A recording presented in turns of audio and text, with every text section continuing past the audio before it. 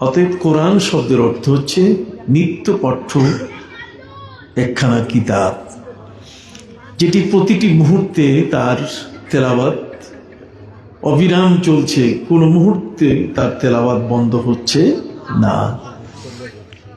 অথচ সম্মানিত সুধী, পৃথিবীতে আর যতগুলো ধর্মগ্রন্থ আছে তার মধ্যে আমাদের বাইবেলের কথা বলতে পারি, তাওরাতের কথা বলতে পারি, নিউ টেস্টামেন্ট, ওল্ড টেস্টামেন্ট, জিন্দাবেস্তা, পৃথিবীর মধ্যে শ্রী ভগবত গীতা, অথর্ব বেদ, রামায়ণ, পুরাণ, বহু কিছু আছে।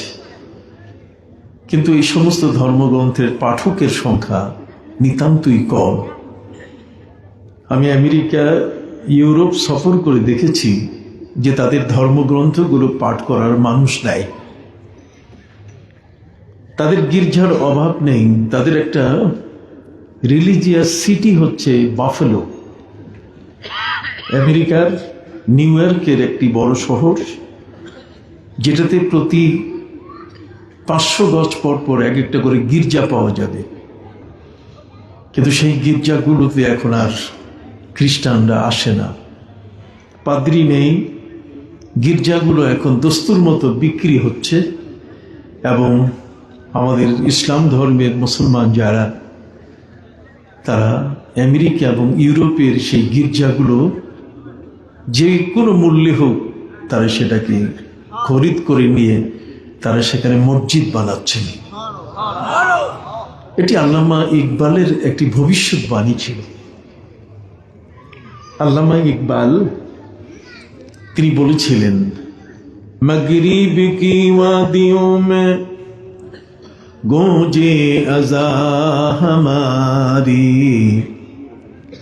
मगरिब की वादियों में गूंजे अज़ा हमारी, थमता ना था सैले रवा हमारा। উনি বলছেন পশ্চিমা জগতে সেখানে আমাদের আজানের ধ্বনি উদ্দীরিত হচ্ছে, যেটি একটি প্রবাহমান সমুদ্রগামী স্রোতের মতো, যে স্রোতটা কখনো কেউ বন্ধ করতে পারবে না। মাগরিব মানে পশ্চিমা জগৎ, ওয়েস্টার্ন কান্ট্রি। মাগরিব কি ওয়াদিयों में गूंजी আজান হামারি। গূঁজি শব্দের অর্থ হচ্ছে উদ্বেলিত হওয়া, আর আজান তো আজান, থামথা না থা, এটা থামে না। সাইলে রাওয়া হামারা। সাইল শব্দের অর্থ স্রোত, রাওয়া শব্দের অর্থ হচ্ছে গতি। স্রোতের গতি কি? থামে না। আবার পড়ি, ভালো লাগবে। मगरिब की वादियों में गूंजे अज़ा हमारी, थमता ना था सैले रवा हमारा। আজান যেখানে উচ্চারিত হয় সেখানে আর জিহাদ চলে না। যে অঞ্চলে, যে দেশে আজানের ব্যবস্থা আছে, সে অঞ্চল এবং দেশে কি চলে না? জিহাদ চলে না। প্রিয় নবী সাল্লাল্লাহু আলাইহি ওয়াসাল্লাম জিহাদের জন্য যখন সাহাবীদের রাত্রবেলায় পাঠাতেন, আরবিতে বলে সারিয়া, রাত্রকালীন সেনাদল, যুদ্ধের জন্য যোদ্ধা দল, যারা যুদ্ধের জন্য যুদ্ধ করতে যাবেন, নবী করিম সাল্লাল্লাহু আলাইহি ওয়াসাল্লাম তাদেরকে জিজ্ঞেস করতেন যে তোমাদের হাতে অস্ত্র আছে, রাতের বেলায় শত্রুদের সাথে মোকাবেলা করার জন্য তোমরা যাচ্ছ, কিন্তু শত্রুর উপরে তোমরা তীর নিক্ষেপ করবে কখন? তাদের উপরে আক্রমণটা করবে কখন? এটি প্রিয় নবী সাল্লাল্লাহু আলাইহি ওয়াসাল্লামের প্রতিটি রাত্রবেলায় কোনো যোদ্ধা দলকে যুদ্ধের জন্য প্রেরণকালে তিনি এই প্রশ্নটি জিজ্ঞেস করতেন। আপনি কি বুঝতে পারছেন? রাতের বেলায় যুদ্ধের কোনো দল পাঠাতে গেলে প্রিয় নবী সাল্লাল্লাহু আলাইহি ওয়াসাল্লাম জিজ্ঞেস করতেন যে তোমরা যুদ্ধ শুরু করবে কখন তোমাদের শত্রুদের সাথে। সাহাবায়ে কেরাম বলছেন যে হুজুর, শত্রু যখন পাবো তখনই আক্রমণ শুরু হয়ে যাবে। প্রিয় নবী সাল্লাল্লাহু আলাইহি সাল্লাম বললেন, শোনো, আমাদের কোরআন তোমাদেরকে এই ধরনের কোনো যুদ্ধ শিখায় নাই। পবিত্র কোরআন মজিদে আল্লাহ তাআলা যুদ্ধের একটি নীতিমালা ঘোষণা করেছেন। আমরা প্রায় পরই এটা শুনি, কিন্তু এটা যে যুদ্ধের নীতিমালা আছে এই জিনিসটা আমরা কখনো অনেক সময় উপলব্ধি করি না। পবিত্র কোরআন মজিদে আল্লাহ পাক রব্বুল আলামিন বলেন, والعاديات ضبحا فالموريات قدحا فالمغيرات صبحا। আল্লাহ বলছেন, যখন ঘোড়াগুলো উচ্চ শ্বাস নিয়ে যখন দৌড়ায়, তার মানে যুদ্ধের ঘোড়ার পিঠের উপরে যখন যোদ্ধা বসে লাগাম খোঁজ মারে, তখন সেই ঘোড়াগুলো উচ্ছ্বাস নিয়ে যুদ্ধের মাঠের দিকে দৌড়ায়। আপনি জানেন, আমাদের দেশে সদরঘাট থেকে গুলিস্তান পর্যন্ত টমটম গাড়ি আছে, ঘোড়ার গাড়ি। এই গাড়িগুলোর যে ঘোড়াগুলো টানে, সেই ঘোড়াগুলোর পায়ের খুরার নিচে লোহা থাকে। কথা বলে না, কি থাকে? লোহার বেরি। এই লোহার বেরিটা এটা যখন ক্ষয় হয়ে যায় তখন আবার পায়ের থেকে খুলে নতুন করে বেরি লাগানো হয়, যাতে ঘোড়ার পাটাই এই পিচ ঢালা রাস্তার উপরে চলতে চলতে যেন ক্ষয় হয়ে না যায়। পবিত্র কোরআন বলছে, ওয়াল আদিয়াতে দাবহান। আমরা পড়ি না সূরা আদিয়াত? সূরা আদিয়াতের মধ্যে আল্লাহ বলেন, ওয়াল আদিয়াতি দাবহান। যুদ্ধের ঘোড়াগুলো যখন উচ্ছ্বাসে দৌড়ায় যুদ্ধের ময়দানে, ফালমুরিয়াতে কাদহান। আর তখন তাদের পায়ের খোরাগুলো মাটির মধ্যে তীব্র গতির কারণে, জোরে চলার কারণে ওই খোরাগুলো মাটির সাথে লাগার সাথে সাথে আগুন জ্বলে উঠে। সুবহানাল্লাহ বলেন। ফালমুরিয়াতে কাদহান, আগুন জ্বলে উঠে। ফালমুগীরাতি সুবহা, এবং তারা যুদ্ধে উপনীত হয় সকাল বেলায়। কোন সময়? সকাল বেলায়। এই সূরাটার মধ্যে যুদ্ধের নীতিমালা বর্ণনা করা হয়েছে। যোদ্ধারা তাদের যুদ্ধ ঘোড়ার উপরে বসে সর্বোচ্চ উচ্ছ্বাসে যুদ্ধক্ষেত্রে যাবে। যোদ্ধার পায়ের খুরা থেকে তীব্র গতিতে চলার কারণে আগুন, অগ্নি, স্ফুলিঙ্গ বের হয়ে যাবে, কিন্তু সেটা হবে যোদ্ধাদের জন্য শত্রুদের উপরে আক্রমণ সকালবেলা। কি বেলা? সকালবেলা।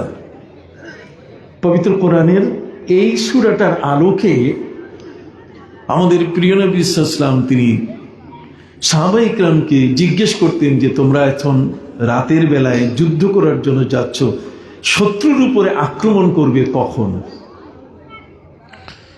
সাহাবা ইকরাম বলতেন, হুজুর, যখনই শত্রু পাবো তখনই। প্রিয় নবী সাল্লাল্লাহু আলাইহি ওয়াসাল্লাম তিনি বলেন, শোনো, যুদ্ধের একটা তীরের মূল্য এত বেশি যে কোনো কারণে যদি লক্ষ্য ভেদ না করে, সে যদি কোনো কারণে যাকে টার্গেট করে তীর মারা হলো তার গায়ে না লেগে যদি অন্য কোথাও পড়ে, তাহলে যে সৈন্য তীর নিক্ষেপ করেছে তার কামান থেকে, তার ধনুক থেকে, তাকে ওই তীরটা ওইখান থেকে উঠায় আনতে হবে, কারণ সে তার তীরটাকে সে নষ্ট করেছে। একটা তীর কেউ যুদ্ধের ময়দানে নষ্ট করা যাবে না, টার্গেট যেন ফেল না হয়। আপনি আমার কথা বুঝতেছেন কিনা?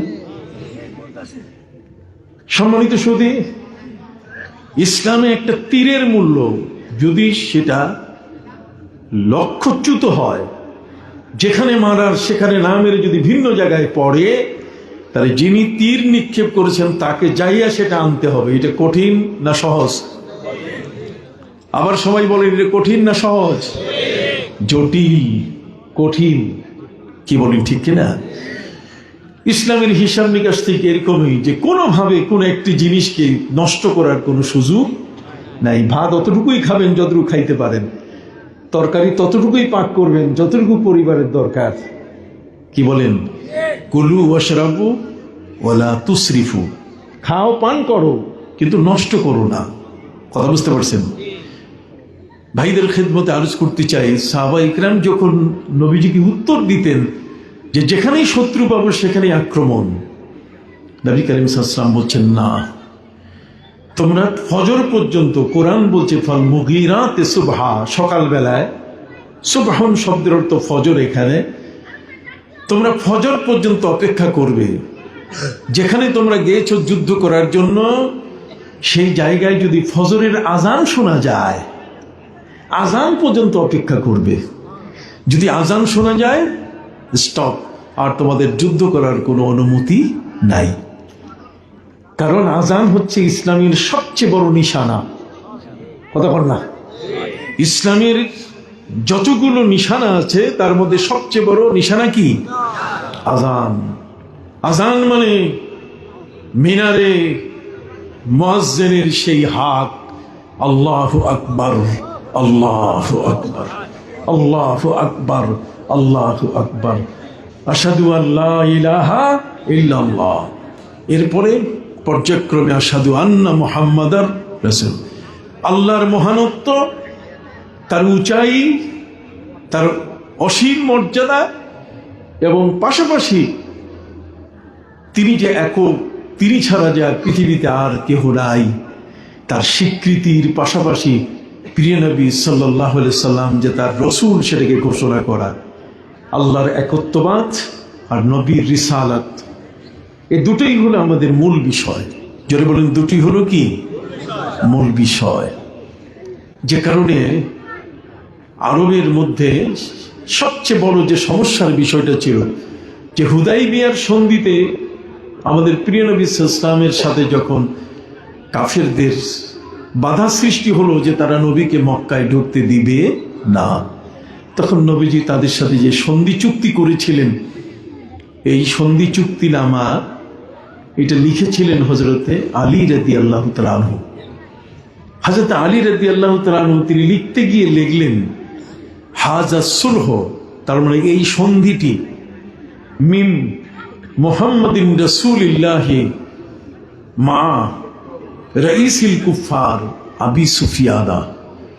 তার মানে এই সন্ধিনামা লেখা হচ্ছে আল্লাহ রসুল মুহাম্মদ সাল্লাল্লাহু আলাইহি ওয়াসাল্লামের সাথে, মুহাম্মদ সাল্লাল্লাহু আলাইহি ওয়াসাল্লামের কাফের সম্রাট আবু সুফিয়ানের সাথে। তখনই কাফেরদের দল চিল্লায় উঠল যে না, এই সন্ধি চুক্তি এটা মানি না, সন্ধি চুক্তি এটা মানব না আমরা। কারণ এর হেডিং যেটা, এর অ্যাড্রেস যেটা, যে যাদের সাথে চুক্তি হচ্ছে সেই অ্যাড্রেস পরিবর্তন করতে হবে। আর সেটা হলো মুহাম্মদকে আল্লাহ রসুল বলা হয়েছে, আমরা তাকে রসুল মানি না। যদি সন্ধিনামায় মুহাম্মদ রসুল্লাহ আমরা স্বীকার করে নেই, তার সাথে তো আবার যুদ্ধ কিসের? অতএব রসুল্লাহ শব্দ কি করতে হবে? কাটতে হবে। রসুল্লাহ শব্দ কাটা এটা মান সম্মানের ব্যাপার হয়ে গেছে কিনা? জোরে বলেন। আপনার বংশীয় পদবি আছে, আপনার সম্মানজনক একটি পরিচিতি আছে, সেটাকে কেটে ছেড়ে তারপরে যদি কারোর সাথে মুসলেকা দিতে হয়, কারোর সাথে যদি সন্ধি করতে হয়, তাহলে এটা তো কখনো হয় না। সাহাবা ইকরাম সংখ্যায় 1400 সাহাবী, তারা দাঁড়িয়ে গেলেন তরবারি খাড়া করে যে রসুল্লাহ শব্দ কাটা যাবে না, তিনি আল্লাহ রসুল, এই জন্যই তো আমরা তার সাথে এসেছি। অপর প্রান্তে কাফের যারা, তারা বলছে না, আমরা রসুল্লাহ তাকে মানি না। রসুল্লাহ মানা আর না মানা, এই দুটো প্রশ্নে সংকট সৃষ্টি হয়ে গেল কঠিন। এই সংকটের সমাধান কি? মুসলমানরা তারা তো এটা কখনো মানবেন না। আপনি কি আমার নবীকে রসুল্লাহ শব্দ থেকে বাদ দিতে পারেন? হাত উঁচু করে বলেন, আমরা কি কেউ পারি? আমরা কেউ পারি না। আমাদের ঈমান রসুল্লাহ এই শব্দটার মধ্যেই আমাদের কি? ঈমান। সম্মানিত সুধী, রাসূলুল্লাহ শব্দ কাটার প্রশ্ন সৃষ্টি হয়ে গেল, মহা সংকট তৈরি হয়ে গেল। সাহাবা ইকরামের বিশাল এক দল, 1400 সাহাবী, তারা সবাই মিলে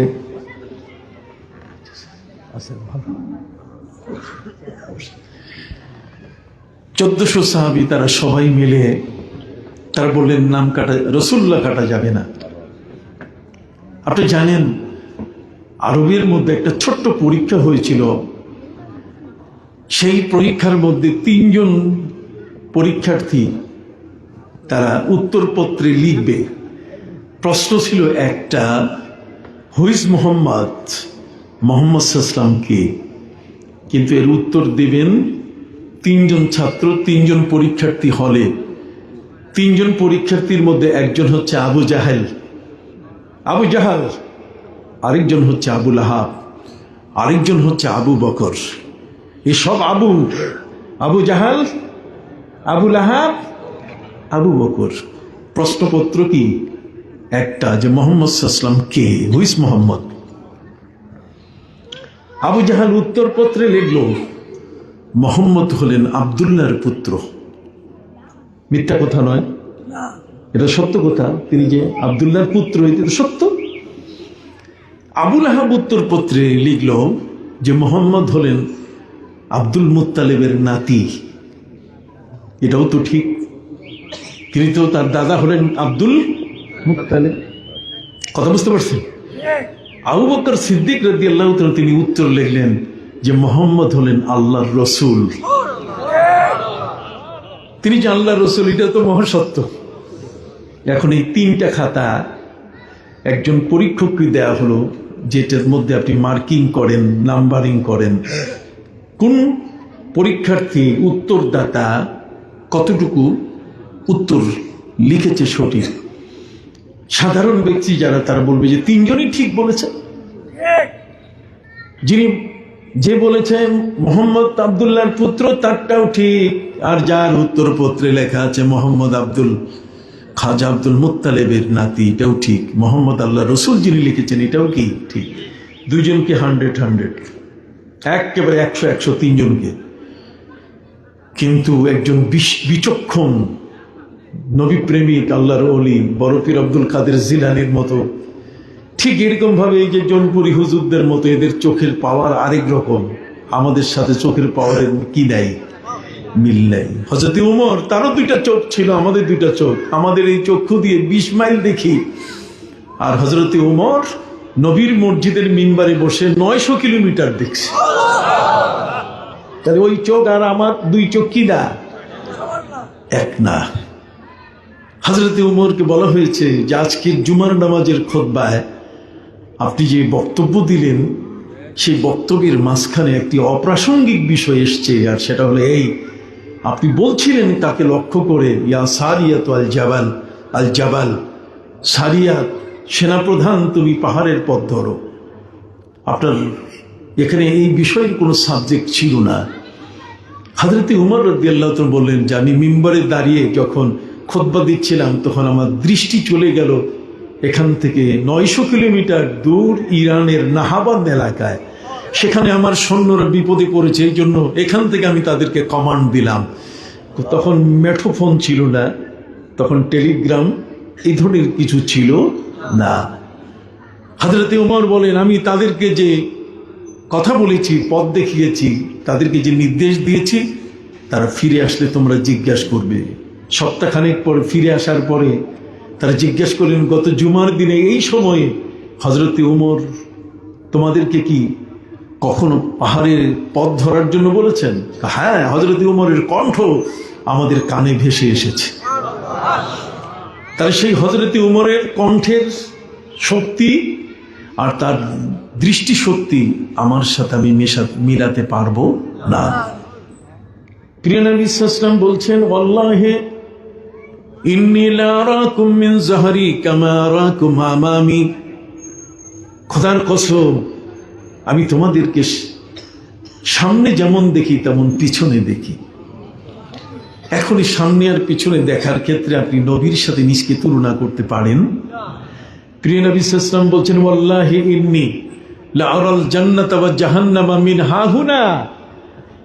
আমি যখন জায়নামাজে দাঁড়াই তখন আমরা তো যাই হিসাবের খাতায়, দোকানের ভিতরে ঢুকে পড়ে যাই, ব্যবসার হিসাব নিকাশ শুরু করি। আর নবীজি বলেন, আমি যখন জায়নামাজে দাঁড়াই তখন আমি আল্লাহর জান্নাত জাহান্নাম দেখতে পাই। এ গেল অনেক উপরের কথা। বাংলাদেশের চিটাগঙ্গে সেখানে একজন আল্লাহর ওলি, যার নাম হচ্ছে সুফি ফতে আলী ওয়াইসি। সুফি ফতে আলী ওয়াইসি রহমতুল্লাহ আলাই, তিনি চক্ষু বন্ধ করে নবীজিকে দেখতে পেতেন। তিনি ছিলেন রসুল নোমা। তার সিস্টেম ভিন্ন, আমরা চক্ষু খুলে দেখি না, আর উনি চক্ষু বন্ধ করে কি দেখে। চক্ষু খুলে দেখা আর চক্ষু বন্ধ করে দেখা দুটি কি এক জিনিস? আসেন আমি কোরআন থেকে আপনাদেরকে একটু বলি, সাবজেক্ট আমার এটা না। পবিত্র কোরআন মজিদে আল্লাহ পাক রব্বুল আলামিন বলেন, فإنها لا تعمى الأبصار ولكن تعمى القلوب التي في الصدور। হে নবী, ওদের চোখ যে অন্ধ হয়ে গেছে, তারা যে আপনাকে দেখতে পাচ্ছে না, আপনি যে রসুল, আপনাকে যে দেখতে পাচ্ছে না, আপনি যে একজন মহান রসুল, এটা কিন্তু চোখে ঠিক মতোই দেখতেছে, কিন্তু ওদের অন্তর্চক্ষুটা অন্ধ হওয়ার কারণে উপরের চোখ দুটাও অন্ধ হয়ে গেছে, এটা এখন কাজ করে না। সুবহানাল্লাহ বলেন। فإنها لا تعمى الأبصار ولكن تعمى القلوب التي في الصدور। ওদের অন্তর চক্ষুটা এটা বন্ধ হয়ে যাওয়ার কারণে বাহ্যিক চক্ষু দুইটা কাজ করতেছে না, ফলে আপনাকে দেখে ওরা আজে বাজে মন্তব্য করছে। কি মন্তব্য তাও আপনাদেরকে কবির কবিতায় বলে দিই। কবি বলেছেন, কাফেররা আমার নবীকে মনে করতো এমন, গর্ব সুরদ আদমি ইনসাবুদে, গর্ব সুরদ আদমি ইনসাবুদে, আহমদ আবু জাহল এক সাবুদে। কাফেররা মনে করে আবু জাহলের দুখানা পা, মুহাম্মদ সাল্লাল্লাহু আলাইহি ওয়াসাল্লামের দুখানা পা। আবু জাহালের দুটো চক্ষু আছে, মুহাম্মদ সাল্লাল্লাহু আলাইহি ওয়াসাল্লামের তো দুটো চক্ষু। আবু জাহালের দুখানা হাত, মুহাম্মদুর রাসূলুল্লাহ সাল্লাল্লাহু আলাইহি ওয়াসাল্লামের দুখানা হাত। তাহলে আবু জাহাল আর মুহাম্মদের মধ্যে পার্থক্য কি? কথা কি বুঝতে পারছেন? তার মানে গাভীর চারখানা পা আছে, গাভী দুধ দেয়। এই টেবিলের চারখানা পা আছে, টেবিল কেন দুধ দিবে না? চারখানা পা থাকলেই দুধ দেয়। কথা কন না। কাজে আবু জাহেলের দুখানা পা আর নবীর দুখানা পা, আবু জাহেলের দুখানা হাত আর নবীর হাত, কোটি কোটি গুণে পার্থক্য। নবীর হাতের যে আঙ্গুল আছে, সেই আঙ্গুলে আকাশের চাঁদ দ্বিখণ্ডিত হয়ে যায়। সুবহানাল্লাহ। নবীর যে কদম মোবারক, আমার প্রিয় নবী সাল্লাল্লাহু আলাইহি ওয়াসাল্লাম, তিনি উহুদের ময়দানে, উহুদ পাহাড়ের উপরে তিনি উঠলেন। সাথে ছিলেন সিদ্দিক আকবর হযরত আবু বকর সিদ্দিক রাদিয়াল্লাহু তাআলা আনহু, সাথে ছিলেন হযরত ওমর ফারুক রাদিয়াল্লাহু তাআলা আনহু, সাথে ছিলেন হযরত উসমান যুন্নুরাইন রাদিয়াল্লাহু তাআলা আনহু। প্রিয় নবী সাল্লাল্লাহু আলাইহি ওয়াসাল্লাম তার তিন সাহাবী নিয়ে, আবু বকর সিদ্দিক, হযরত ওমর, হযরত উসমান রিদওয়ানুল্লাহি তাআলা আলাইহিম আজমাইন, তাদের সাথে নিয়ে যখন উহুদ পাহাড়ের উপরে উঠলেন, তখন উহুদ পাহাড়ের মধ্যে সেখানে একটা দোলনার মতো দোল সৃষ্টি হলো, দুলতেছে। দিস ইজ এ নট জালজালা, ভূমিকম্প। কথা বল না, এটা যে ভূমিকম্প তা নয়, পাহাড়ের মধ্যে দোলনার মতো দোল সৃষ্টি হয়েছে। তার মানে আমার নবী সাল্লাল্লাহু আলাইহি ওয়াসাল্লামকে পাহাড় নিজের বুকের উপরে পেয়ে, শিশুকে মা কোলে রেখে যেমন দোল দেয়, ঠিক উহুদ পাহাড় নবীকে তার বুকের উপরে পেয়ে দোল দেওয়া শুরু করেছে, হাসিতে, খুশিতে। আপনি কথা বুঝতে পারছেন কি? সম্মানিত সুধী বন্ধুরা আমার, তিন ধরনের কথা আছে আরবি ভাষা একটা হচ্ছে জালজালা, ইদা জুলজিলাতিল আরদু জিলজালাহা ওয়া আখরাজাতিল আরদু আসকালাহা ওয়া ক্বালাল ইনসানু মা লাহা। একটা হচ্ছে জালজালা, আরেকটা হচ্ছে হারাকা। হারাকা হরকত, হরকত হওয়া, নড়াচড়া করা, কতক্ষণ না। আর আরেকটা শব্দ হলো যে সেটা হলো হযরতে নবী ঈসা আলাইহিস সালাম যখন দোলনার মধ্যে, তখন আগন্তুকরা বলেছিল, ইয়া মারিয়াম, হে মারিয়াম, মা কানা আবুকি ইমরা সাউইন ওয়া মা কানাত উম্মুকি বাগিয়া, তুমি ভালো পরিবারের, বাপ মা ভালো এমন বংশের তুমি একটি মেয়ে, কথা বুঝতে পারলেন? কিন্তু তুমি একটি সন্তান জন্ম দিলে যে সন্তানের বাপের পরিচয় নাই। তখন তিনি দেখাই দিলেন, ফাআশারাত ইলাইহি, ওই শিশু যে দোলনার মধ্যে দোলছে, সেই দোলনার মধ্যে শিশুটি দোলন অবস্থায় আছে, তাকে জিজ্ঞাসা করো।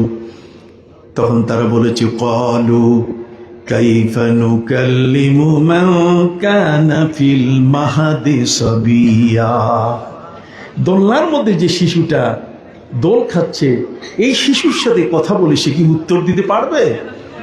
যখন এই কথা বলেছে, তখনই দোলনার শিশু হযরত ঈসা, তিনি ওই দোলনায় থেকে বলা শুরু করছেন, ক্বালা ইন্নী আবদুল্লাহ আতানিয়াল কিতাব ওয়া জাআলানি নাবিয়্যা। সুবহানাল্লাহ।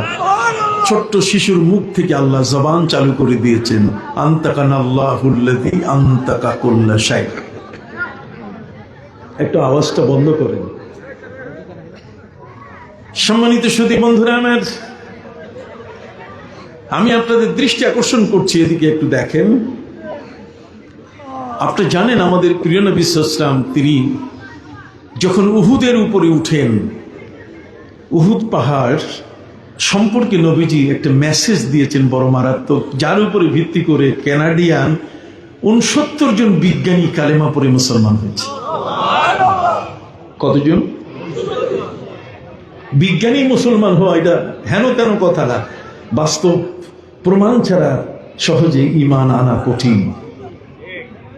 সম্মানিত শুধু আমার নবী সাল্লাল্লাহু আলাইহি ওয়াসাল্লাম খাইবারের যুদ্ধ থেকে যখন তিনি ফিরতেছিলেন, খাইবারের যুদ্ধ হয়েছিল 7ম হিজরি সনে, 8ম হিজরিতে মক্কা বিজয়, আর 9ম হিজরিতে হুনাইনের যুদ্ধ হয়েছে, তবুকের যুদ্ধ, গুজওয়ায়ে তবুক, জাইশুল উসরা, বড় কষ্টের একটা যুদ্ধ হয়েছে।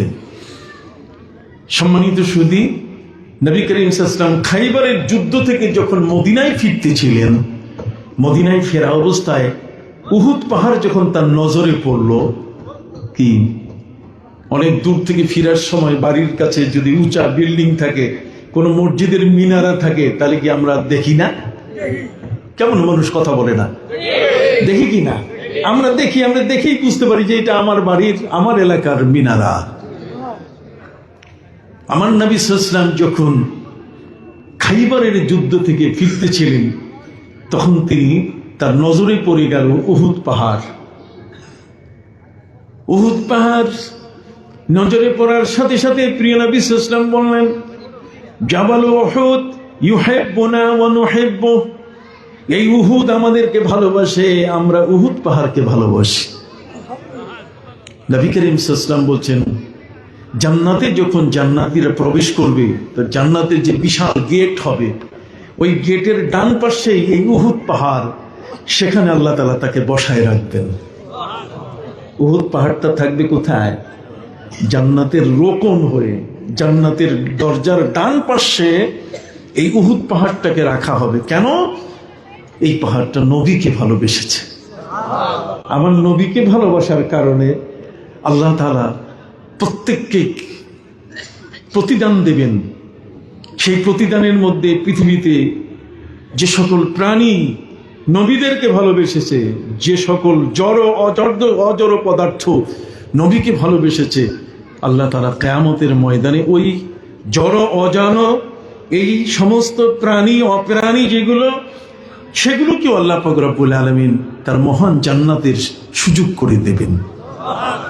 যেমন নবী করিম সাল্লাল্লাহু আলাইহি ওয়াসাল্লাম যখন মসজিদে নববী, তার মসজিদের জুমার দিনের খুতবা দেওয়ার জন্য মিম্বার তৈরি হয় নাই।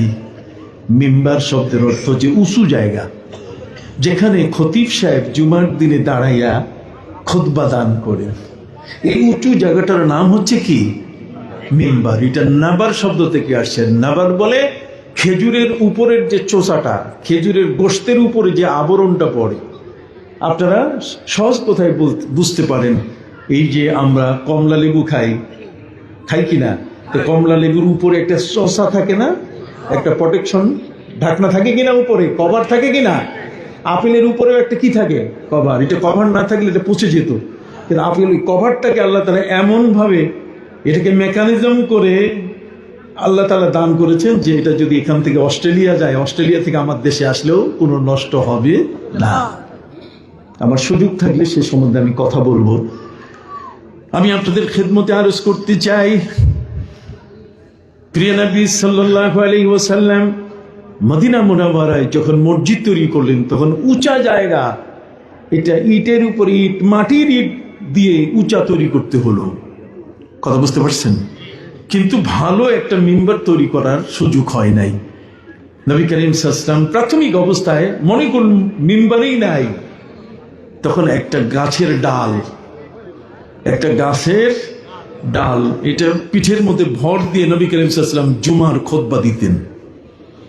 অল্প দিনে যখন স্বাবলম্বিতা চলে আসলো, সচ্ছলতা, নবীজি বললেন তাহলে এটা সুন্দর করে উঁচা করো, আর এই গাছের ডালটা এটা সরাই দাও। কত কিছু আমরা নতুন মসজিদ স্থাপন করতে গেলে, এটাকে নির্মাণ করতে গেলে মসজিদের আগের টিন, আগের যে ওই যে পাটাতন, ঠিক কিনা, আগের যে আপনার কাঠের যে অংশগুলো, সেগুলো আমরা আস্তে আস্তে সরিয়ে দিই। প্রিয় নবী সাল্লাল্লাহু আলাইহি ওয়াসাল্লাম ঠিক এমনি করে নির্দেশ দিলেন যে তোমরা ওই গাছের ডালটাকে সরাই ফেলো আর একটা উঁচা মেম্বার তৈরি করো। উঁচা মেম্বার তৈরি করা হলো। জুমার দিন সামনে প্রিয় নবী সাল্লাল্লাহু আলাইহি ওয়াসাল্লাম যখন মসজিদে ঢুকতেছিলেন, তখন তার সাথে 29 জন সাহাবী সঙ্গী। নবীজির সাথে সাহাবীদের সংখ্যা কত? 29 জন। 29 জন সাহাবী নবীজির সঙ্গে মসজিদে। নবীজি পা রাখার সাথে সাথে ওই যে গাছের ডালটা যেটা ফালায় রাখা হয়েছে, সেই গাছের ডালটা, ইলিশ মাছ যদি পদ্মা নদী থেকে উঠান, তাহলে এটার মাথার লেজটা যেমন দুই দিকে নাড়াচাড়া শুরু হয়, এই গাছের ডালটার দুই মাথা লাফানো শুরু করলো। এমন বেশি লাফানো শুরু করলো, 29 জন সাহাবী বলছেন আমরা নবীর সাথে নবীর মসজিদের ভিতরে প্রবেশ করলাম, কিন্তু ধুলায় একজন আরেকজনকে দেখতেছি না। সুবহানাল্লাহ। বুঝতে পারছেন কথাটা? একটা গাছের ডাল, গাছ কাটলে ডালটা পড়ে থাকে, অথচ সেই ডালটা নবীর আগমনের সাথে সাথে প্রিয় নবী সাল্লাল্লাহু আলাইহি ওয়াসাল্লাম তার মসজিদের মধ্যে তিনি পা রেখেছেন। জুমার খুতবা দিবেন, মিম্বারে উঠবেন, তার আগেই ফেলে দেওয়া সেই লাঠিটা একটা জীবন্ত লাঠি হয়ে সেই লাঠির দুই মাথা এমন ভাবে লাফালাফি শুরু করলো যে গোটা মসজিদের যত ধুলা, সবগুলো ধুলায় একাকার হয়ে গেল মসজিদ। 29 জন সাহাবী একজন আরেকজনকে দেখতেছিলেন না। প্রিয় নবী সাল্লাল্লাহু আলাইহি ওয়াসাল্লাম ওই মুহূর্তে সেই গাছের কাটা ডালটাকে তিনি ধরলেন। ধরার সাথে সাথে তার লাফালাফি চুপ হয়ে গেল। বাচ্চা যখন খুব কান্দে, মামা কোলে নিচ্ছে, কান্দা থামে না। খালা কোলে নিচ্ছেন, কান্দা থামে না। কিন্তু মা যখন কোলে নেয়, কথা বল না কেন? এতক্ষণ তো মা বাবার ওয়াজ শুনছেন, সাথে সাথে কান্না থেমে যায়। মারহাবা। কথা বলবেন আপনারা, আমি ওই চোখ বন্ধ করে ওয়াজ করা বক্তা না। সম্মানিত সুধী, মা আর শিশুর মধ্যে এমন একটা সংবেদনশীল কানেকশন আছে। কবি বলেছেন, বিদেশে বিরাজ্যে যার সন্তান মারা যায়, পশু পক্ষী জানার আগে আগে জানে মায়। মায়ের হাড়ের মধ্যে, তার কলিজার মধ্যে এমন একটা রাডার রাখা আছে, পৃথিবীর যে কোনো প্রান্তে সেই সন্তান যাক না কেন, মায়ের রাডারে তার ভালো মন্দটা ধরা পড়ে। কন্যা আল্লাহু আকবার। সেই মায়ের সাথে কত বেয়াদবি করি আমরা, কি বলেন ঠিক না? সম্মানিত সুধী, আমাদের প্রিয় নবী সাল্লাল্লাহু আলাইহি ওয়াসাল্লাম সেই মসজিদে নববীতে মিম্বারের কাজে ব্যবহৃত হওয়া গাছের কাটা ডালটা তিনি হাতে ধরলেন। ধরার সাথে সাথে ডালটা শান্ত হয়ে গেল। নবীজি শিশুর মতো তাকে কোলে নিলেন। শিশুর মতো কোলে নিয়ে নবীজি জিজ্ঞেস করলেন যে কি হয়েছে তোমার, তুমি কান্দো কেন? হায় হায় হায়, গাছের ডালকে নবী জিজ্ঞাসা করছেন যে তুমি কেন কাঁদছো কেন? গাছের ডালটির জবান খুলে গেল। গাছের ডালটি নবীজির কাছে আবেদনের স্বরে আদব ঠিক রেখে বলা শুরু করলো, নবীজি আমি যে লাফালাফি করছি এটার পিছনে কারণ, আপনি আমার বাদ দিলেন কেন? আপনার পবিত্র দেহ মোবারক আমার গায়ের মধ্যে ঠেস লাগার কারণে আমি নিজেকে বরকতময় মনে করতাম, অথচ এটা ফেলে দেওয়া হলো আমাকে। নবী আপনার বিরহ, প্রতি সপ্তাহে আপনার দেহ মোবারক আমার সাথে যখনই টাচ খেয়ে যায় তখনই আমার ভালোবাসার জগতের মধ্যে এক নতুন সূর্যের উদয়ন ঘটে যায়। আপনার মহাপ্রেমে আমি প্রেমিক হয়ে যাই। কিন্তু আমাকে যখন চিরতরে বিদায় করে দেওয়ার জন্য মিম্বার থেকে আমাকে ফেলে দেওয়া হলো, আপনার বিরহ বেদনা আমি সহ্য করতে পারি নাই, এই জন্য লাফালাফি করছি। নবীজি বলছেন থামো, চুপ থাকো, তুমি একটু চুপ হও, তুমি কি চাও? তুমি তো আমাকে ভালোবাসো। গাছের ডালটি বলে উঠলো, আলবাত আপনাকে আমি ভালোবাসি। নবীজি হরিণীর সাথে কথা বলেছেন, কি বলেন ঠিক কিনা? পাথর নবীকে সালাম দিয়েছে, গাছ নবীকে সালাম দিয়েছে, কথা বল না? তৃণলতা সালাম দিয়েছে। হযরতে আলী রাদিয়াল্লাহু তাআলা হাদিস, জামিয়ে নবীর সাথে ছিলাম, কুন্না মা'আন নবী সাল্লাল্লাহু আলাইহি ওয়াসাল্লাম ফাইদা খারাজনা ফি সুকাতে মক্কা, মক্কার অলি গলিতে যখন নবীজির সঙ্গী হয়ে বের হতাম, ফাসাল্লামানা শাজারুন ওয়া হাজারুন ওয়া মুদারুন, গাছ, গাছের ডাল, গাছের পাতা, ঘাস, পাথর নবীকে সালাম দিত। এখনো নবীকে সালাম দিয়েছে যে পাথর, সেটি রিয়াদের জাদুখানায় রক্ষিত আছে। সৌদি আরবের রিয়াদের জাদুখানায় ওই পাথরটা এখনো কি আছে? রক্ষিত আছে। এগুলো হচ্ছে আসারে রাসূল, নবী করিম সাল্লাল্লাহু আলাইহি ওয়াসাল্লামের জীবদ্দশার চিহ্নগুলো পড়ে আছে সেখানে। প্রিয় নবী সাল্লাল্লাহু আলাইহি ওয়াসাল্লাম সেই গাছের ডালটাকে দুটো অপশন দিলেন, দুটো সুযোগ দিলেন, যে যেহেতু তুমি আমাকে ভালোবাসো, তুমি একটা গাছের ডাল, তোমাকে তারা মানুষ বানাবো না আমি, আর মানুষও করবো না, সেই শক্তি তো আমার নাই। সুবহানাল্লাহ বলেন। কিন্তু একটা জিনিস আমি পারি, তুমি জানো, হযরতে সালমান ফারিসি রাদিয়াল্লাহু তাআলা আনহু 235 বছর আগে, প্রিয় নবীজির জন্মের 235 বছর আগে সেই সালমান ফারিসি রাদিয়াল্লাহু তাআলা শুনেছিলেন যে একজন নবীর আগমন ঘটবে। তিনি হবেন বিশ্বসভার সভাপতি, তিনি হবেন সারে জাহানের সকল মানুষ, সকল নবী রসুলের ইমাম, তিনি হবেন সাইয়্যেদ, তিনি হবেন রাহমাতুল লিল আলামিন। সেই নবীর উম্মত হলে কিয়ামতের বিষয়গুলো সহজ হয়ে যাবে। তার প্রতি ঈমান আনার জন্য 235 বছর ধরে তিনি অপেক্ষা করতেছেন। কখনো খ্রিস্টানের বাড়িতে তার কামলাগিরি, বুঝেন তো কথা, কখনো খ্রিস্টানের বাড়িতে কি কামলাগিরি, কখনো বিক্রি হয়ে দাস, কখনো ইহুদি, কখনো খ্রিস্টান, এইভাবে হাত বদল হতে হতে তিনি শেষ পর্বে একজন ইহুদির গোলাম। উনি শুনেছেন নবী মদিনায় এসছেন, প্রিয় নবী সাল্লাল্লাহু আলাইহি ওয়াসাল্লামের দরবারে তার মনিবকে না বলে তিনি চলে গেছেন। তিনি শুনেছেন যে মুহাম্মদ সাল্লাল্লাহু আলাইহি ওয়াসাল্লাম, তার কাছে দুটো জিনিস আছে, এই দুটো জিনিস দিয়ে তিনি সত্য নবী কিনা এটা পরীক্ষা করা যাবে। কয়টা? দুটো জিনিস দিয়ে তাকে পরীক্ষা করা যায়। একটা হলো যে দান করলে সদকা, যে আপনাকে সদকা দিলাম, দান করলাম, দানের টাকা নেয় কি না। যদি দানের টাকা না নেয় তাহলে মনে করতে হবে তিনি সেই নবী। আরেকটা সবচেয়ে বড় চিহ্ন হলো তার এই কাঁধে মাথা আর ঘাড়, মাথা আর ঘাড়ের এখানে একটা নবুয়তের সিল আল্লাহর পক্ষ থেকে দেওয়া আছে। এটা অন্য কোনো নবীর বেলায় এই সিলটা ছিল না।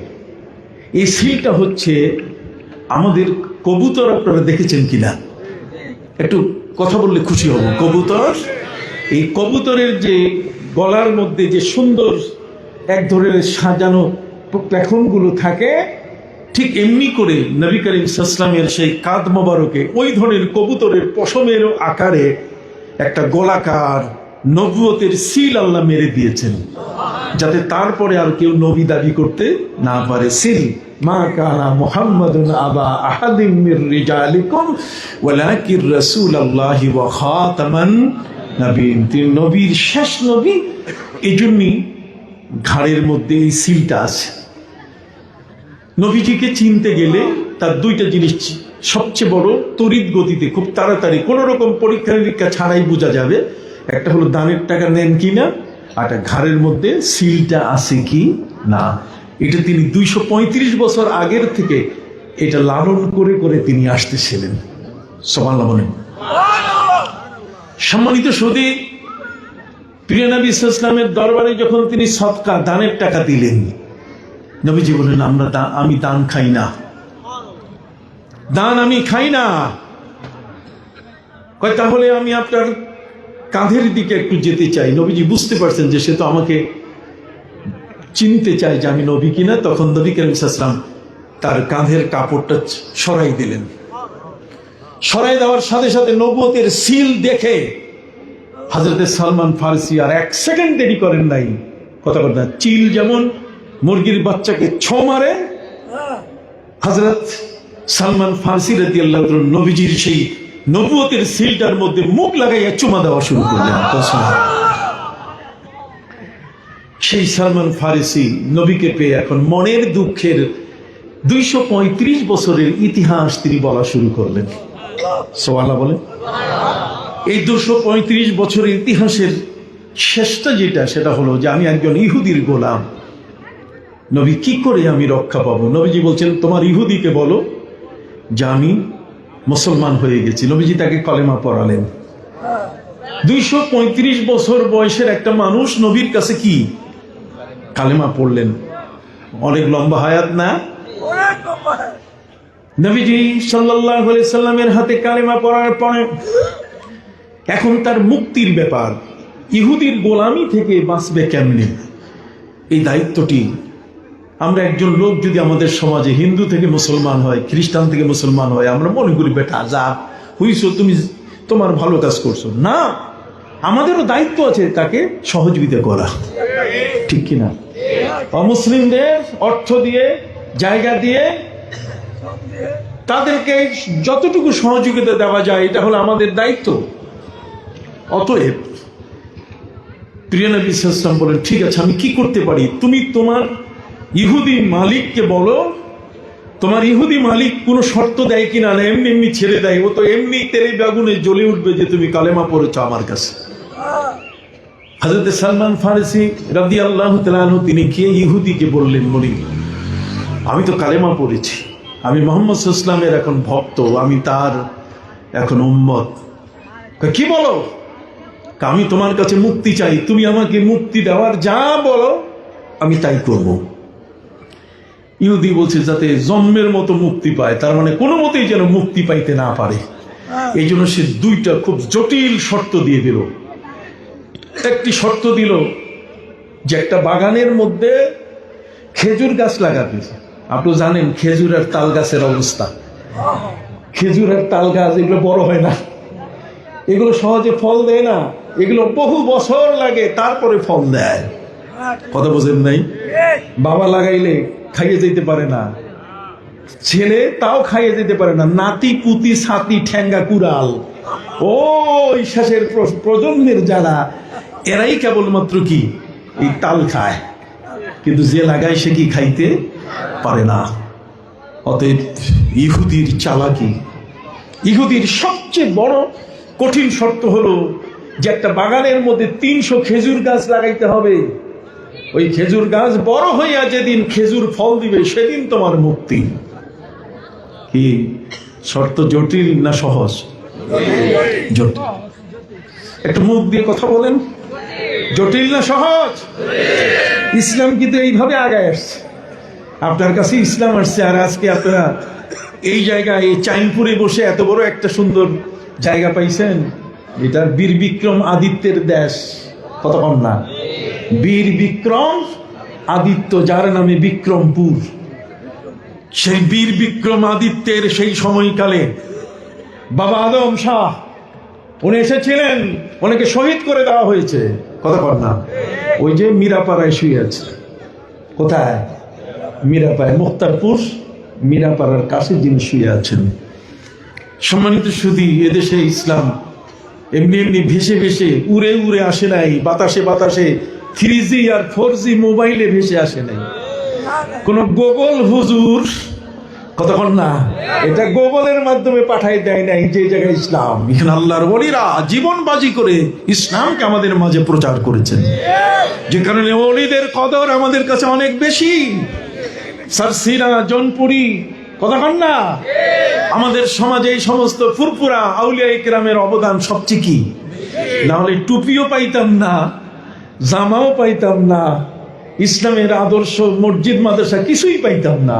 আল্লাহর ওলিদের কারণে টুপিও পাইছি, দাড়িও পাইছি, ইসলামের সুন্নতের পোশাকও পাইছি, আবার পাশাপাশি মসজিদ মাদ্রাসাও পেয়েছি, মাহফিলও পেয়েছি। বলুন সুবহানাল্লাহ।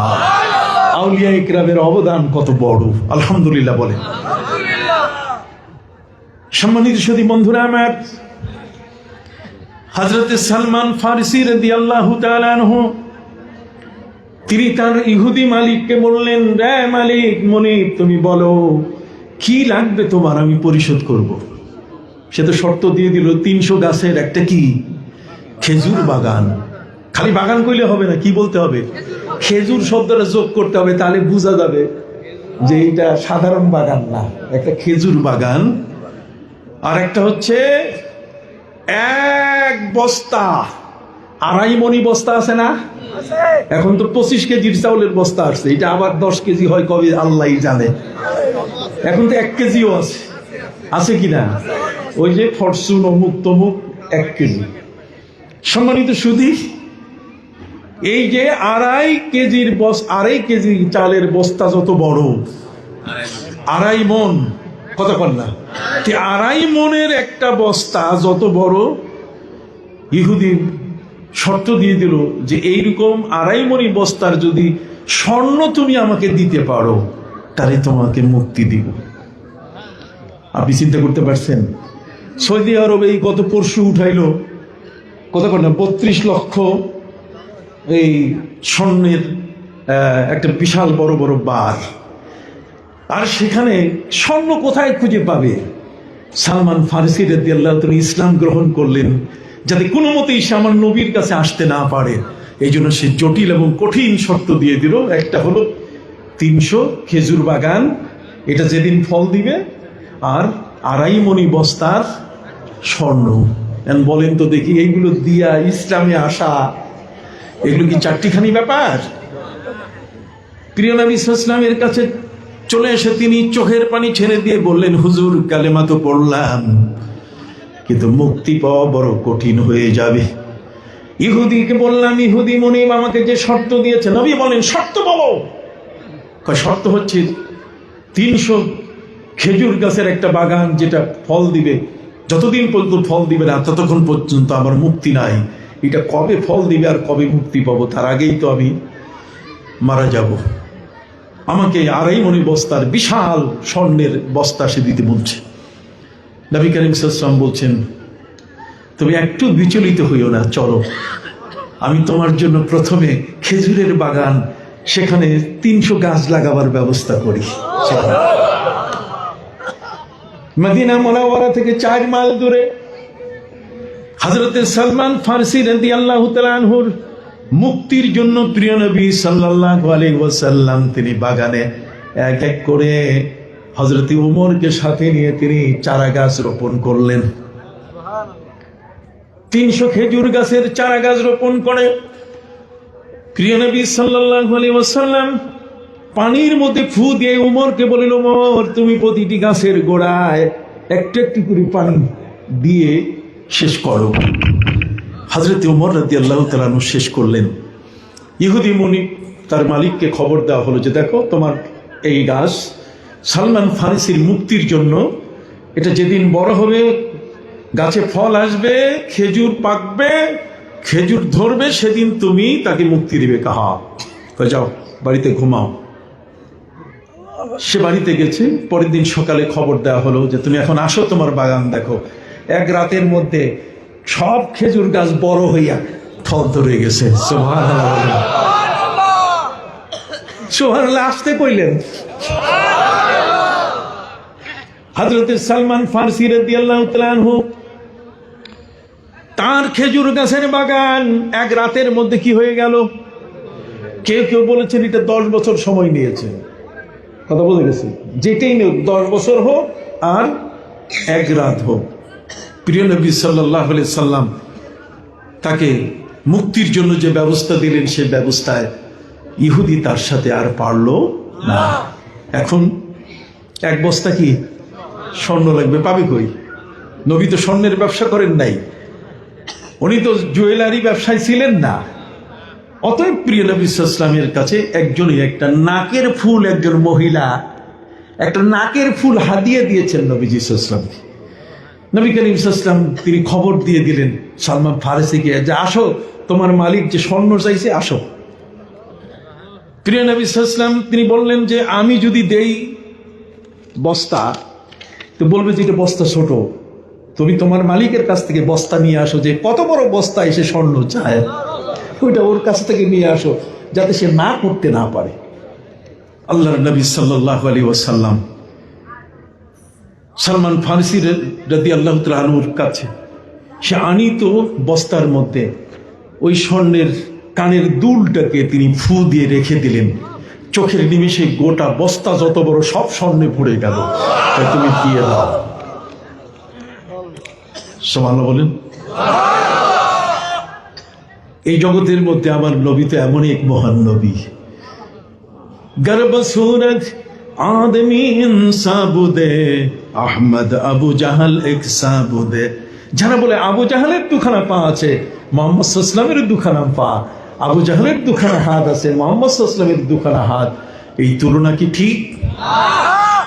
আবু জাহালের হাতের মধ্যে দুর্গন্ধ বের হয়, আর আমার নবী সাল্লাল্লাহু আলাইহি ওয়াসাল্লামের হাতে যে একবার মুসাফা করেছে তার বিষ্কাম্বরের ঘ্রাণ আর জীবনেও যায় নাই। সুবহানাল্লাহ, নবীজির হাতের বরকত ছিল এত বড়। অতএব প্রিয় নবী সাল্লাল্লাহু আলাইহি ওয়াসাল্লাম যখন খাইবারের যুদ্ধ থেকে ফিরতেছিলেন, তখন উহুদ পাহাড় নবীর নজরে পড়ল। উহুদ পাহাড় নবীর নজরে পড়ার সাথে সাথে মনে আছে কিনা না ভুলে গেছেন? ওয়াজ ভুলে গেলে কিছুই বুঝবেন না। প্রিয় নবী সাল্লাল্লাহু আলাইহি ওয়াসাল্লাম তিনি উহুদকে লক্ষ্য করে বললেন, জাবাল উহুদ, জাবাল মানে পাহাড়, উহুদ মানে উহুদ, উহুদ মানে আহাদ, আহাদ মানে এক। সারা পৃথিবীর কোন পাহাড় আপনি একটা পাহাড় এক জায়গায় পাবেন না। এটাই আপনি সারা পৃথিবীতে ঘুরে দেখেন, অ্যাস্ট্রোলজার যারা, পাথর বিশেষজ্ঞ যারা, তারা দেখেছে যে পৃথিবীর কোথাও কোনো পাহাড় একসাথে একটা পাহাড় নাই, বরং পাহাড়ের সাথে আরেকটা পাহাড়, পাহাড়ের গায়ে আরেকটা পাহাড়। কিন্তু পৃথিবীর মধ্যে মদিনা মুনাওয়ারায় একটা পাহাড় যেটা কোনো পাহাড়ের সাথে লাগানো নাই, সেই পাহাড়টার নাম হলো কি? উহুদ। এই উহুদ শব্দের অর্থ হচ্ছে এক, একক, একলা সে আছে। এই একলা পাহাড়টা, সেই পাহাড় সম্পর্কে নবীজি বলেন, জাবাল উহুদ ইউহিব্বুনা ওয়া নুহিব্বু। উহুদ পাহাড় আমাদেরকে ভালোবাসে, আমরা উহুদকে ভালোবাসি। হযরত আবু বকর সিদ্দিক, হযরত ওমর ফারুক, উসমান যুন্নুরাইন, তাদেরকে নিয়ে যখন নবীজি উঠলেন, তখন উহুদ পাহাড়ের মধ্যে আনন্দ সৃষ্টি হলো। নবীকে পেয়েছে নিজের বুকে। নবীজিকে নিজের বুকে পাওয়ার পরে তার আনন্দ সৃষ্টি হয়েছে কিনা? তখন দোলনায় শিশু হযরত ঈসা নবী যেমন দোলনায় দোলছেন, ঠিক এমনি করে নবী করিম সাল্লাল্লাহু আলাইহি ওয়াসাল্লাম আর তার সঙ্গী সাহাবীরা তারাও দোলনার মধ্যে দোল খাচ্ছেন। নবী করিম সাল্লাল্লাহু আলাইহি ওয়াসাল্লাম পা দিয়ে বললেন, কাফ কাফ ফাইন্না আলাইকা নাবিয়ান ওয়া সিদ্দীকান ওয়া ফারুকান, তোমার উপরে আজকে এখন এই মুহূর্তে একজন নবী দাঁড়ানো আছেন, দাঁড়াও, থামো। একজন সিদ্দিক দাঁড়ানো আছেন, ওয়া শাহিদাইন, এবং দুইজন শহীদান, দুইজন শহীদ দাঁড়ানো আছেন। সুবহানাল্লাহ বলেন। ফাইন্না আলাইকা শাহিদাইন, দুইজন শহীদ দাঁড়ানো আছেন তোমার উপরে। হযরতে ওমর রাদিয়াল্লাহু তাআলা আনহু উসমান যুন্নুরাইনের হাতে হাত দিয়ে বলছেন, দেখছেন নবীজি তো বলে দিলেন আমরা দুইজনে শহীদ হয়ে যাব। এই পাহাড়ের পাথরের উপরে দাঁড়িয়ে নবী বললেন, রে উহুদ তুমি থামো। তাও থামাইছে কি দিয়া? পা দিয়া। কি দিয়া? আহা, কথা বলেন না, কি দিয়ে থামাইছে? তাহলে আবু জেহেলের বাপের ক্ষমতা আছে পাও দিয়ে পাহাড়কে থামায়? তাহলে নবীর পা আর আবু জাহেলের পা কি এক? আমি এই জন্য আপনাদেরকে কথাগুলো বোঝাচ্ছি যে আজকের কিছু মানুষ জ্ঞানের জগতে এত পীড়িত, এত ইল, এত অসুস্থ যে তারা এই গভীরতাগুলোকে কখনো তাদের নজরে আনে, যে কারণে নবী সম্পর্কে, নবী পরিবার সম্পর্কে বাজে কথা, বাজে মন্তব্য করে। তখনই আমরা আহত হই, তখনই আমরা প্রতিবাদ করা শুরু করি। আপনার কথা কি বুঝতে পারছেন? প্রিয় নবী সাল্লাল্লাহু আলাইহি ওয়াসাল্লাম এমনই এক মহান নবী, তিনি পাহাড়কে বললেন, সেই পাহাড় যুদ্ধের সময় ফেটে গেছিল, নবীজিকে ডাক দিয়ে বলছি, আপনি আমার কোলে আসেন, কাফেরের তীর আপনার গায়ে লাগতে দিব না। এখনো সেই পাহাড়ের ভেতরে যদি আপনি যান, ওই গুহাটাতে, ওই ফাটা অংশটা, নবী করিম সাল্লাল্লাহু আলাইহি ওয়াসাল্লাম প্রত্যেকের গায়ের একটা ঘ্রাণ আছে, আছে কিনা? জোরে বলেন। নিজের ঘরের স্ত্রী স্বামীর গায়ের ঘ্রাণ জানে, আর সাহাবায়ে ইকরাম তারা কিন্তু বাড়তি নবীজির গায়ের ঘ্রাণ তারা জানেন। নবী করিম সাল্লাল্লাহু আলাইহি ওয়াসাল্লামের গায়ের ঘ্রাণ ছিল গোলাপের ঘ্রাণ। এই জন্যই নবী করিম সাল্লাল্লাহু আলাইহি ওয়াসাল্লাম বলছেন যে তোমরা যখন চাইবে আমি রসুলের গায়ের ঘ্রাণ কেমন, ফাশাম্মিল ওয়ারাদাল আহমার, তাহলে লাল গোলাপ ফুল নাকি নিবে, লাল গোলাপ ফুলের ঘ্রাণটা, এটা আমার গায়ের ঘ্রাণ, এটা আমার গায়ের কি ঘ্রাণ। যুদ্ধের ময়দানে নবীজি যখন কারো চোখে আড়াল হতেন, তখন সাহাবায়ে ইকরাম শ্বাস নিতেন বাতাস থেকে, যে গোলাপের ঘ্রাণ কোন দিকে পাওয়া যায়, যেই দিকে পাওয়া যায় সাহাবীরা সেদিকে দৌড়ালে নবীজিকে খুঁজে পেতেন। এখনো সেই উহুদ পাহাড়ের, যেখানে নবীজিকে উহুদ পাহাড় আগলে ধরেছিল, আশ্রয় দিয়েছিল তা নয়, আগলে ধরেছিল। কথা বুঝতে পারছেন? সে আগলে ধরা জায়গাটাতে যদি আপনি যান, এখনো সেখানে গোলাপের ঘ্রাণ নাকে আসবে। এই পাহাড় আমার নবীকে ভালোবেসেছে। যখন নবীজির দান্দান মোবারকে তীর মারলো আব্দুল্লাহ ইবনে কামা, এই লোকটার নাম হলো আব্দুল্লাহ ইবনে কামা, নবীজির দান্দান মোবারকে তীর মারছে উহুদের যুদ্ধে। তীর মারতে গিয়ে সেই তীরটা রুবায়াতে লাগছে। রুবাইয়া বুঝেন? রুবাইয়া হচ্ছে প্রত্যেকের সামনে দুইটা দাঁত, এর পাশে একটা, তারপরে আরেকটা, এই দুইটাই মিলে সর্বমোট দাঁতের সংখ্যা কি? 4টা। এই দুই পাশের দাঁত, এদিকে রুবাইয়া বলে। নবী করিম সাল্লাল্লাহু আলাইহি ওয়াসাল্লামের তীর লেগেছিল রুবাইয়াতে, দাঁত খসে পড়েছিল, নবীজি পড়ে গেছিলেন উহুদের উপরে। আমি শহীদ মৌলানা নুরুল ইসলাম ফারুকী, দুইজনে আমরা হজে গেলাম। হজে যাওয়ার পরে কিছু তো পাগলামি আমাদের ভিতরে আছে। নবীর মদিনায় যাওয়ার পরে আমাদের দৃষ্টিভঙ্গি মানে অন্যরকম, নবীর প্রেম ভালোবাসাটা এত বেশি আমাদের মধ্যে এসে গেল, দুইজনে মিলে সিদ্ধান্ত নিলাম যে চলেন উহুদের পাহাড়ে নবীজি গাভী কি বলে বকরির দুধ খেয়েছেন, আমরা বকরির দুধ খাবো, এবং নবীজির দান্দান মোবারক যেখানে শহীদ হয়েছে সেই জায়গাটাও একটু দেখে আসবো, এটা যত ভিতরে হোক। হাজী সাহেবরা যান, 70 জন সাহাবীর মাজার জিয়ারত করে চলে আসেন, কিন্তু তার থেকে 1 মাইল ভিতরে আমরা দুজনে গেলাম, বকরির দুধও খাইলাম, ভিতরেও গেলাম। যাওয়ার পরে দেখে আমরা অবাক হয়ে গেলাম, দুইজনে মাটিতে ফিট হয়ে যাওয়ার মতো। কেমন?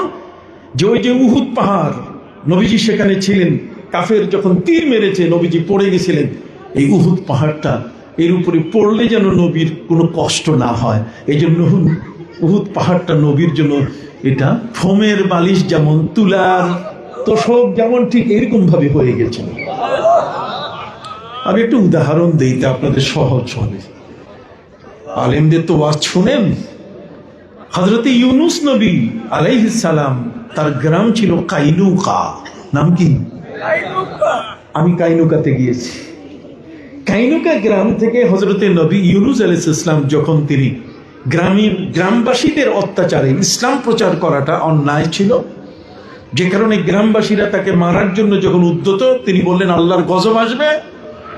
ওরা তখন ইউনুস নবীকে মারার জন্য পরিকল্পনা শেষ করে যখন তাকে আক্রমণ করবে, সেই সময় গ্রাম ছেড়ে অন্য গ্রামে আত্মরক্ষার জন্য যাওয়া কি অন্যায়?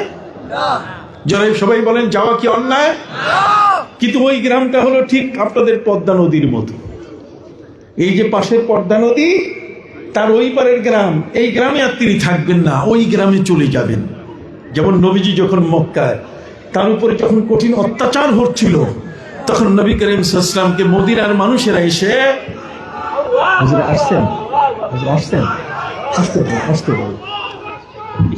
আসতে বলেন।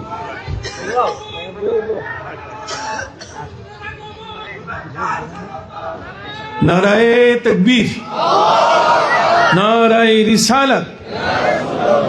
হযরত জনপুরি হুজুর কিবলা জিন্দাবাদ জিন্দাবাদ। আমাদের অনেক